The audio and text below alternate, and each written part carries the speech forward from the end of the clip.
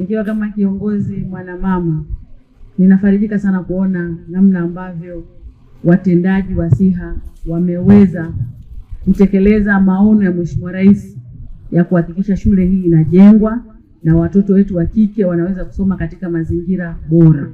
Nimefurahi sana.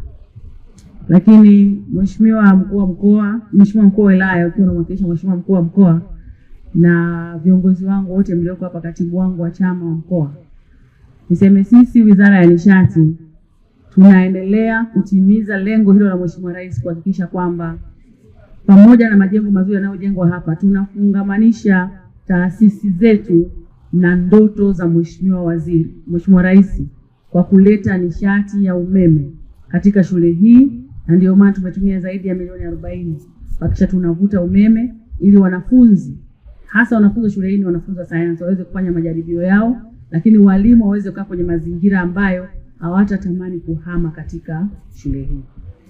Na tumefanya hivyo ikiwa ni miongoni mwa dira yetu sisi ya M300 ya kuhakikisha tunawafikia wananchi 1,700,000. Na hapa mkoa wa Kilimanjaro ni wananchi 12,000. Kati ya mpaka sasa hivi tushafikia watu wananchi zaidi ya 9,000. SIHA pekee yake katika 5,000 ambao tunategemea kuwafikia, tayari tumeshafikia wananchi zaidi ya 3,000. Kwa hiyo mnaona namna ambavyo tumeanza kwa kasi kubwa sana awamu hii ya pili ya awamu ya 6 kuhakikisha tunaleta maendeleo. Na mimi nitoe rai kwa watumishi wote ambao wamefanya kazi kwa weledi mkubwa. Imekuwa ni muda mchache tu, yani hili limezinduliwa ndani ya siku 100 za Mheshimiwa Rais. Tayari tumeshakuja kuzindua hapa umeme katika shule yetu ya wasichana.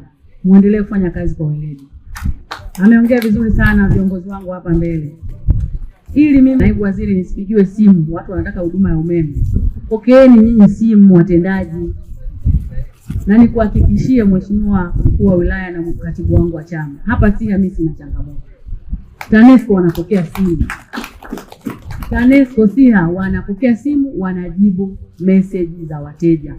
Ninachokipata mimi ni taarifa tu kwamba Mheshimiwa naibu waziri, tumepata changamoto hizi, tumetatua na hili limetushinda, tunaomba utusaidie huko kurekebisha ili tuweze kusonga mbele. SIHA ni mfano mzuri wa taasisi zetu za TANESCO nchini. Tukiiga mfano huu, wananchi wataamini kwamba tupo kwa ajili ya kuwatumikia, tupo kwa ajili ya kuwasikiliza. Wakati mwingine mtu changamoto yake inahitaji ufafanuzi tu, namna ambavyo anaweza kufanya matumizi bora ya umeme, wala hahitaji kwenda. Huu ni mfano mzuri ambao nadhani TANESCO nchi nzima tunataka tujifunze hapa.